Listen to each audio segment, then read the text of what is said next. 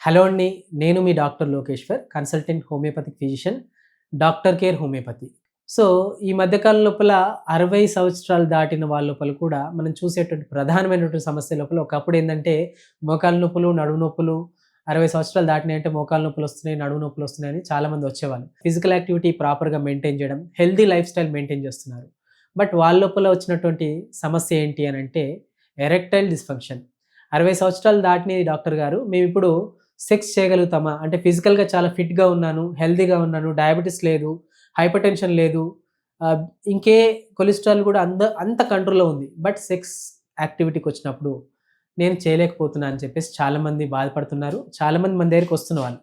So, చాలామందికి తెలియని విషయం ఏందంటే 60 తర్వాత కూడా సెక్షువల్ లైఫ్‌ని హ్యాపీగా ఎంజాయ్ చేయొచ్చు. ఎలాంటి ఇబ్బంది లేకుండా. సో, బీపీ లేదు, షుగర్ లేదు, థైరాయిడ్ లేదు, కొలెస్ట్రాల్ కూడా కంట్రోల్‌లో ఉంది. అయినా గాని సెక్షువల్ వీక్‌నెస్ అని చెప్పి చాలామంది అంటున్నారు.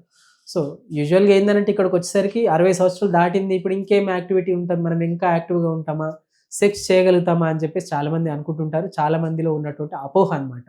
సో, 60 కాదు 80 ఇయర్స్ వరకు కూడా హ్యాపీగా లైఫ్‌ని ఎంజాయ్ చేయొచ్చండి.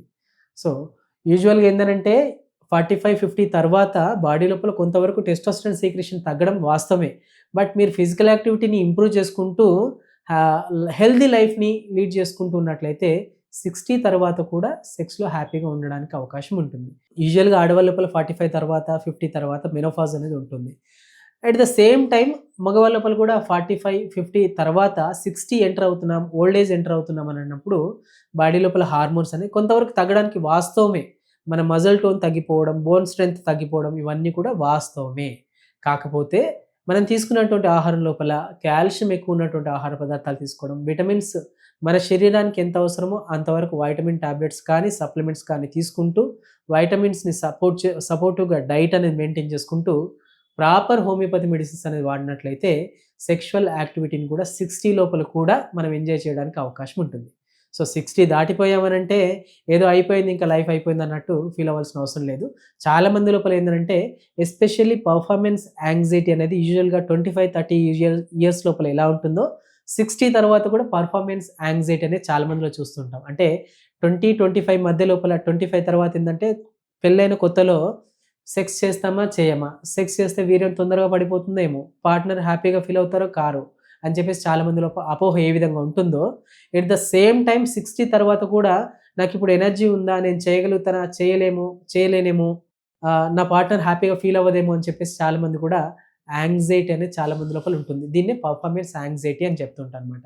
20, 25 ఇయర్స్‌లో ఏ విధంగా ఉంటుందో 60 ఇయర్స్ తర్వాత కూడా సైకలాజికల్‌గా ఈ సేమ్ ఫియర్ ఫ్యాక్టర్ అనేది మొదలవుతుంది. పర్ఫార్మెన్స్ యాంగ్జైటీ అనేది మొదలవుతుందనమాట. సో, చాలా మంది లోపల కూడా 60 తర్వాత ఏజ్ గ్రూపుల్లో సెక్షువల్ వీక్‌నెస్ అనేది పర్ఫార్మెన్స్ యాంగ్జైటీ వల్లనే చాలా మంది లోపల ఈ ఇబ్బంది చూస్తుంటాం. అండ్ దాంతో పాటు 60 క్రాస్ అయిన తర్వాత బాడీ లోపల ఉన్నటువంటి వైటమిన్స్ అండ్ హార్మోన్స్ వీటి వల్ల కూడా ఈ ప్రాబ్లమ్ అనేది ఎర్లీ ఎజాకులేషన్ కావచ్చు, ఎరెక్టైల్ డిస్‌ఫంక్షన్ కావచ్చు. ఇవన్నీ అంటే కోరికలున్నాయి, అంగం గట్టిపడట్లేదు అని చెప్పేసి చాలామంది చెప్తూ ఉంటారు. దానికి గల కారణాలు ఏంటి అనంటే అండర్‌లైన్ కాజెస్ ఉంటాయి. కొందరి లోపల 60 తర్వాత సాధారణంగా నౌఎడేస్ డయాబెటిస్ అనేది ప్రతి ఫ్యామిలీలో ఒకరికుంటుంది. 60 తర్వాత చాలా సాధారణంగా ఉంటుంది. సో, డయాబెటిస్ ఉంది సార్ మరి నేను సెక్స్ చేయొచ్చా అంటే చేయొచ్చండి.